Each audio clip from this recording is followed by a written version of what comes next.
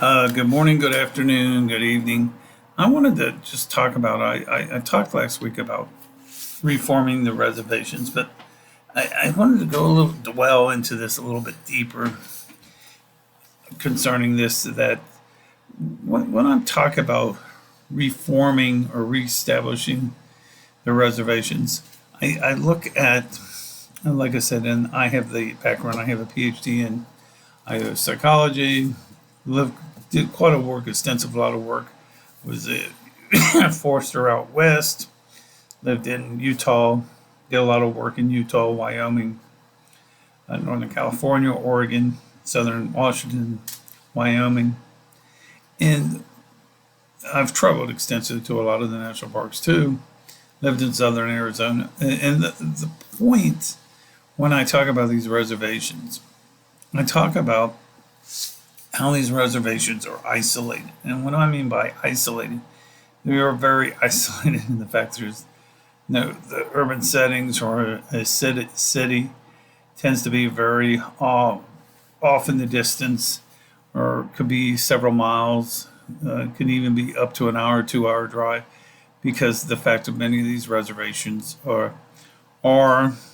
in rural areas. Taking point, when we talk about the Four Corners, which is the Navajo reservations, if you can picture this in your mind, really isn't any major city. Probably the nearest major city, like in New Mexico, would probably be Santa Fe.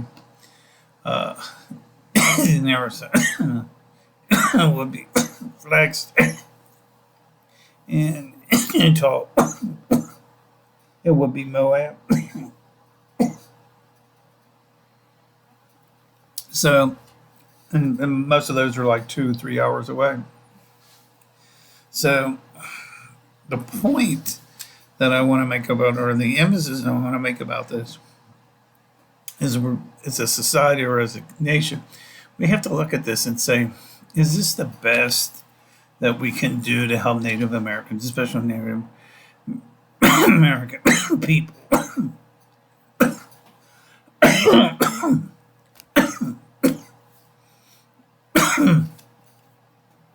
Excuse me about this. I'm dealing with allergies.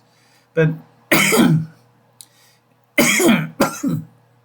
is this the best that we can do to help people? And the point becomes, we have to really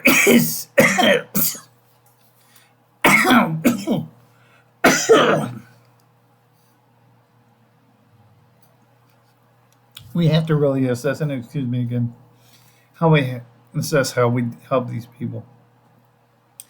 And the point is, there's always this mistrust, this hopelessness that exists on these tribes. And like I said, when we talk about this is something that was set up well into the 18th century.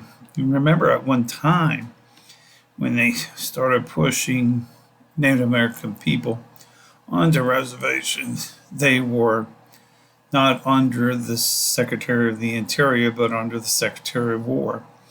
And the War Department is where a lot of these tribes were. And though, granted, it was transformed into the Interior Department, it's still point becomes where these tribes will necessarily not, they, if you call up the regional offices, they'll say you need to contact the tribe itself and move things forward. And an intent, really, the regional offices are a good thing, but in a way they're a repetition of the service, because really it's not the regional offices that dictate what goes on in the tribe, but it's the tribal leaders themselves. And apparently the people that need to be beholden are the tribe members or tribal leaders that help the tribe people themselves. So, so what we try to do is look at the tribes and move in a direction that will help the people rather than help their development. And when we're talking about this, and I just recently wrote a book on water quality on the reservation and how it is a concern, especially to the younger generations. And like I said, the book is available on Amazon, is how water quality is one thing. Because if you look at an issue like in New Mexico, where they did a lot of the testing on nuclear weapons, a lot of that water in some areas is tainted, so they have to have truck in water. So, and the fact that there's issues that concern people, that you're taking in water and not developing a system of plumbing and all that. And granted, I understand the point on that, and I can understand the government's point on that, is that, this would be highly costly. But if we reformed the reservations, maybe we could take some of those costs and help the reservations by giving them plumbing and etc. But with these isolated areas, there's high unemployment, high drug use. A lot of these tribes need a lot of social and economic resources. Some tribes have casinos. With the post-COVID, a lot of this online gambling started taking off.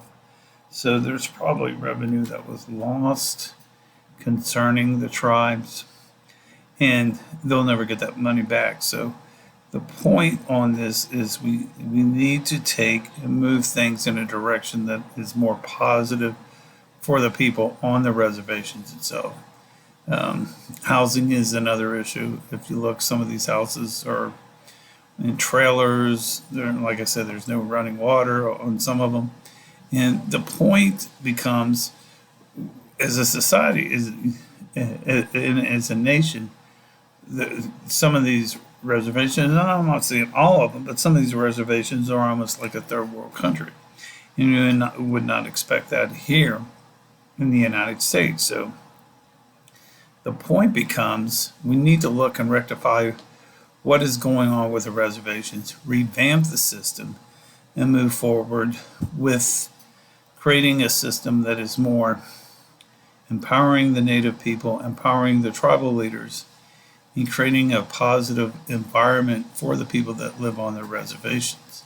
So with that said, we need to focus on where we're going with this, because really the system was created in the 18th century. We're well into the 21st century. So with that said, we have to think of a good way to help other people. Anyway, that's my points. And please like and subscribe my videos. If you have any questions, like I said, please email me at bthomasmillerpsych@gmail.com. That's bthomasmillerpsych@gmail.com. Feel free to reach out to my other channel, Positive Vibes, as well. And hope to talk to you real soon. And like I said, if you have any questions, concerns, reach out to me. Check out my books on Amazon. And anyway, talk to you real soon, and have a great day. Bye.